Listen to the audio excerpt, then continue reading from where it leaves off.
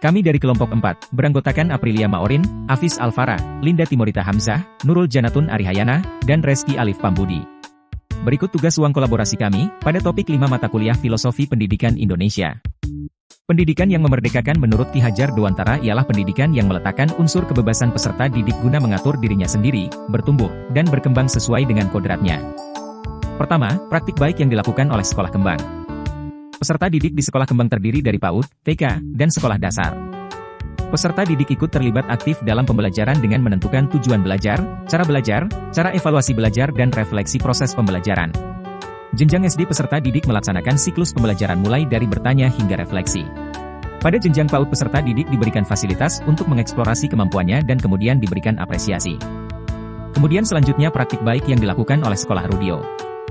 Sekolah Rudio merupakan berbasis proyek dan pembelajaran demokratis untuk anak yang memiliki bakat seni dan sains. Sekolah ini memberikan kemerdekaan kepada peserta didik untuk menentukan tujuan dan cara belajar sendiri, adanya kesepakatan bersama yang disetujui oleh guru dan peserta didik, menciptakan lingkungan belajar yang menunjang inovasi dan kreativitas, pembelajaran dilaksanakan berbasis proyek dan riset, membangun empati dan sensitivitas peserta didik terhadap permasalahan di lingkungan sekolah, melakukan penilaian proses belajar peserta didik dalam bentuk portofolio. Lalu praktik baik yang dilakukan oleh Sekolah Dasar Negeri 01 Bongan. SDN 010 Bongan melibatkan peserta didik dalam proses pengambilan keputusan proses pembelajaran, memberikan kesempatan kepada peserta didik untuk menentukan pembelajaran yang menyenangkan. Pembelajaran dilakukan bukan hanya di dalam kelas tetapi di luar kelas juga dengan pendekatan CRT, memberikan fasilitas yang memadai dengan mengadakan berbagai kegiatan ekstrakurikuler seperti pramuka. Guru menyusun rancangan pembelajaran berkolaborasi dengan masyarakat untuk menyediakan sarana dan prasarana. Proses pembelajaran seperti kebun pertanian dan kolam ikan. Lanjut lagi praktik baik yang dilakukan oleh Sanggar Anak Akar. Sanggar Anak Akar bertujuan untuk mewujudkan sebuah ekosistem yang membuat anak nyaman, aman untuk mengembangkan diri, menciptakan ruang berdialog, dan menjadikan ruang belajar sebagai peluang untuk anak melakukan eksplorasi. Beberapa praktik baik yang dilakukan di Sanggar Anak Akar antara lain yaitu, melakukan evaluasi, asesmen, bersama untuk meningkatkan sarana prasarana dan cara berdinamika dalam ekosistem. Memberi kesempatan kepada anak-anak membuat perencanaan sendiri. Merencanakan bersama waktu-waktu yang harus dihormati sebagai waktu milik bersama. Selanjutnya apa praktik baik yang dilakukan oleh Sekolah Mitra Mahasiswa tentang pendidikan yang berpihak dan memerdekakan peserta didik. Di SMPN 7 Surakarta ada beberapa, yakni menerapkan pembelajaran berdiferensiasi.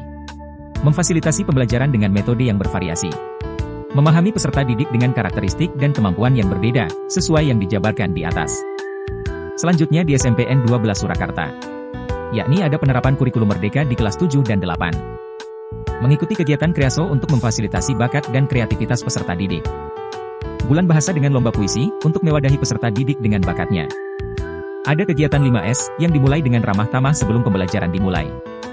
Kampanye anti-bullying, di mana peserta didik yang ABK pun dapat mengikuti pembelajaran tanpa merasa diintimidasi. Kemudian di SMPN 13 Surakarta, ada pengembangan profil pelajar Pancasila. Guru mengembangkan profil pelajar Pancasila dengan berbagai proyek yang dikerjakan secara berkelompok. Proyek ini terdiri dari kewirausahaan, pemilihan ketua OSIS, pengolahan tanaman herbal, jamu, lomba kebersihan kelas dan hidroponik.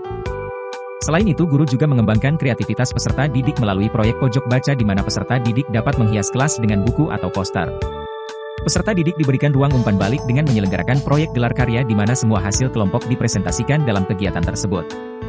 Pada kegiatan gelar karya peserta didik menunjukkan kemampuan atau bakat yang dimiliki seperti menari, menyanyi, membaca puisi, dan menampilkan hasil karya berupa produk.